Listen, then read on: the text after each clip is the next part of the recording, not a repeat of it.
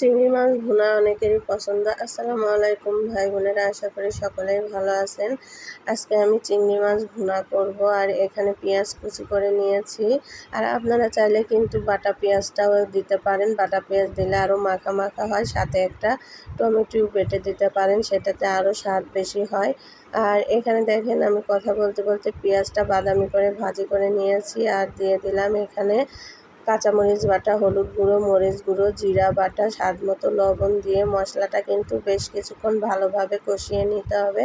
আর এটা হচ্ছে বাজারে একটা নতুন ধরনের চিংড়ি আসছে, আপনারা খাইছেন কিনা জানি না। এটা হচ্ছে কুয়াকাটার চিংড়ি, লাল কালারের চিংড়িটা, তাই আমি প্রথমবারের মতো কিনে নিয়ে আসলাম। দেখা যাক স্বাদটা কেমন হয়। আর এই যে দেখেন, একটু কষিয়ে নিয়ে কিন্তু আমি অল্প পরিমাণে ঝোল দিয়ে দিলাম। এখানে বেশি ঝোলের প্রয়োজন নেই, আপনার মাছটা সিদ্ধ হওয়ার মতো আপনি ঝোলটা দিয়ে দিবেন। আর এই চিংড়ি মাছটা যখন রান্না করছি খুব সুন্দর একটা ঘ্রাণ আসছে, আর বাচ্চাদের তো খুবই একটা প্রিয় খাবার এটা। চিংড়ি মাছ ভুনা পোলাওয়ের সাথেও মজা লাগে, চিংড়ি ফ্রাই করলেও মজা লাগে, আমার তো খুবই পছন্দ। এই তো দেখেন ঝোলটা কিন্তু শুকিয়ে আসছে, প্রায় একটু মাখা মাখা ঝোল রাখবো। এই যে দেখেন আমার কিন্তু রান্নাটা শেষের দিকে হয়ে গেছে। এই যে মজাদার চিংড়ি ভুনা। আল্লাহ হাফেজ।